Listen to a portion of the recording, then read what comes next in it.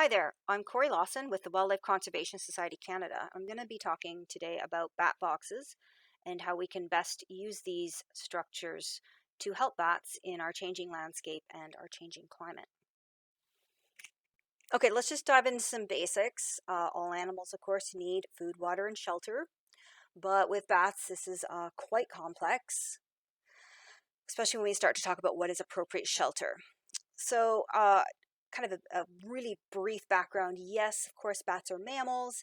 They are unique in that they fly. Flight is energetically expensive, and so they actually need a lot of energy. The unfortunate part is that they don't get a lot of energy by eating insects, and they can only store so much fat because they still need to fly. So it's this conundrum, and they get around this conundrum by not actually keeping a mammalian body temperature at all times. They will actually drop their body temperature down to their surroundings, somewhat like a reptile would do, when they need to save energy. That's called torpor, and it allows them to not burn through their precious fat. However, a cold body, a body that's in torpor, can't perform all those typical mammalian metabolic processes, which includes growth, things like producing milk, and immune system. All of these things are trade-offs for bats, and all of this has to be considered when we're looking at an appropriate shelter, or what we typically call a bat roost.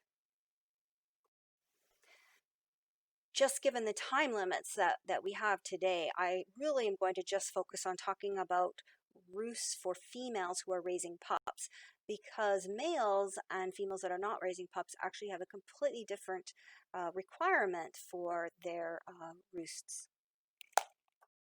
So the goals of a mum bat: get out of hibernation, give birth to the pup right away in the spring. The quicker the pup can be born, the more time it will have to grow, learn to fly, fatten, and get ready for hibernation, and greater chance of surviving that first year through winter. She will also select a roost then that will keep her pup warm, both day and night, because as I mentioned, a warm body is what grows. A warm body then is needed to grow a fetus, and then the pup itself has to have a warm body in order to grow big enough to start to fly. A warm body will also produce milk, and so the goal of a mom is to produce as much milk as possible, again, for her pup to grow fast and therefore fatten up in time for hibernation. So let's start with mothers-to-be. When they first emerge from hibernation, they're not yet mothers-to-be, but implantation occurs soon after, and then the fetus starts to develop. Now, the fetus can only develop if the body is warm. How the mother keeps her body warm to develop the fetus depends on having enough fat to burn to keep her body warm, or she seeks a warm roost. What if she can't find a warm roost? Well, then she is going to cool her body, like I mentioned earlier, using torpor, and that will result in a longer gestation period. Mums, once they've had their pups then, are seeking roosts that will keep her body warm so she can make milk, again, to have those cellular reactions she needs to have a mammalian body temperature. The roost should also be warm because the pup then also needs a warm surrounding to be able to grow. And the idea is to have the pup grow during the night as well while the mom is out foraging. So in general, female bats need more warm roosts to successfully raise a young. But how warm is warm? Roosts can get too hot. This has become evident more and more over recent years in British Columbia, with reports of bats that are bulging out of the bottom of bat boxes, or even dropping dead during high temperatures. And you can tell when bats are stressed from heat, like in this photo at the top here, where bats are bulging out of the bottom. For airflow, they will actually urinate on themselves to try to dump heat as well. This is not just happening in British Columbia. We have reports from California, bulging bats being seen in Florida, and then some published literature coming out of the Mediterranean, which really points at bat boxes as potential death traps in climate change, where we are seeing hotter temperatures both inside and outside of the bat boxes. Let's look at a natural roosting situation to try to put into context the anthropogenic roosting situation that we have in our urban and rural landscapes, where we largely don't have these intact landscapes anymore. And so we've got, let's, say a forest, moderate to old growth, where we've got a lot of loose bark and other types of crevices, hollows, and so on in trees where bats can crawl into and find the right microclimates that they would need to raise pups. We can assume then that there's a large variety of roosts, and we know that bats switch roosts a lot. The colony that I tracked during my research actually used over 70 different roosts throughout a reproductive season. Finding that just right roost is obviously advantageous for them to raise their young, keeping in mind that natural roosts will overheat too. I did see some of the roosts in my research that went over 50 degrees Celsius, but the bats were not in them at that time. We can really equate a tree crevice with a bat box. Essentially what we are doing in our urban settings is we are simulating tree crevices. So we know that a single tree does not meet the needs of a bat colony throughout the summer. So we probably should not be expecting a single bat box to meet the needs of a colony throughout the summer.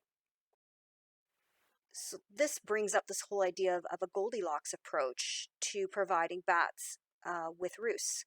And our bat boxes can certainly simulate crevices. There will be some that will be too cold and some that will be too hot on any given day. But if we can come up with a good variety, make sure that our bat boxes are positioned differently for different amounts of sun in a day, and even different sizes and structures, then we give them a lot of options to choose from, just like they would in a natural forest setting. And of course, there's the all-inclusive roost that we have been providing to bats in our urban landscapes uh, for a long time, and that is a building.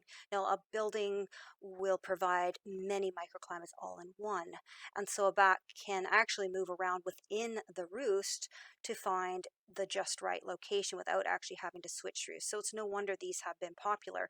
As these become fewer and fewer in the landscape, new buildings, of course, are sealed, and renovations and changes in our urban landscape mean that we basically have fewer and fewer building roosts to offer to bats.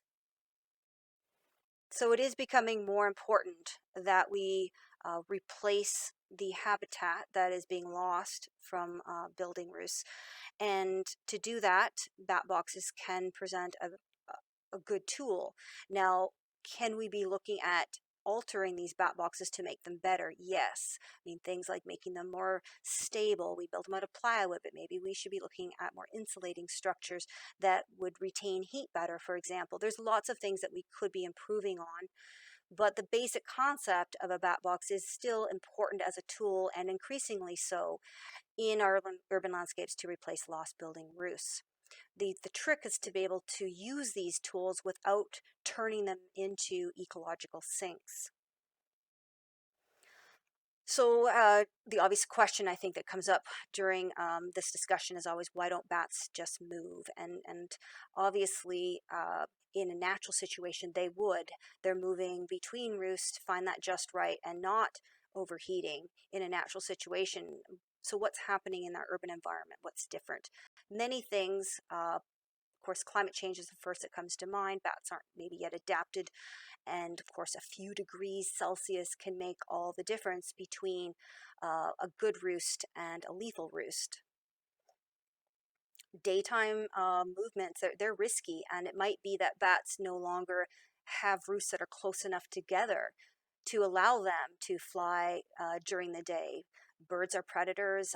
It's hard to fly if you've got a pup who depends on you to move them. And so it might be that they simply aren't able to move when these temperatures reach lethal in the afternoons. And there might even be some confounding factors that we're not aware of, like viruses. So there might be many reasons, but one thing I do want to pursue a little bit more is this idea of the bats maybe just having nowhere else to go, and that's why we are seeing these overheating events. These roosts have perhaps become ecological sinks. Now, what is an ecological sink? It is low quality habitat that bats end up settling into. The the problem might stem from the natural history of bats being very long-lived mammals and highly philopatric. The females in particular return year after year to the place they were born, and they might be returning 20, 30 years in a row to a given house, for example, and during that time, the neighborhood has changed and there's a lot of new development. No more roofs are there other than the one that they're currently in, and all of a sudden they return in the spring to find that they've been closed out. Well, where is that colony going to go? So post eviction, it's a little bit of a conundrum for bats as to where to roost, and they're going to look immediately in their surroundings and look for something that is suitable. If your bat boxes are there and there's really nothing else suitable in that immediate area, well, then they're likely going to get used. So it's important that those bat boxes actually meet their needs for the reproductive season, and timing is everything. So you might build a bat box in year one and it might actually suffice, but all it takes is the wrong timing, and especially with our heat waves now, where the realization that that bat box is an ecological sink will be evident. And that's sort of where I get this kind of perfect storm idea. It's when the perfect storm happens that we realize that we've created an ecological sink for our bats. Many of our bat boxes might be just fine most of the time, um, but when we do see these mortality events and these heat stress events, it's a red flag that these bats don't necessarily have anything better to go to, and that we have failed to create a roosting range for them, a roosting area. They need a bigger selection of roosts to choose from. And if they are stuck in these roosts during these overheating events, it's quite possible then that they just simply don't have enough to choose from in their immediate area. And there are a couple of cases here in British Columbia where we have seen bulging bats. We have seen bats going through heat stress events. They've been fleeing in the afternoons, trying to fly to trees to cool off. They have fallen dead out of bat boxes. And it's those situations that, possibly are highly underreported at this point. And as we learn more about them, it will give us an opportunity to see how we can fix those areas. How can we create a better roosting range, a roosting area for these bats that involves putting in a lot more roost options for them. So I realize that this all might sound a little bit dire, so I want to end by talking about what it is that we can and should do to protect bats and keep bats in our urban and rural landscapes where we really do need them. Their pest control services, of course, help us keep our use of pesticides low.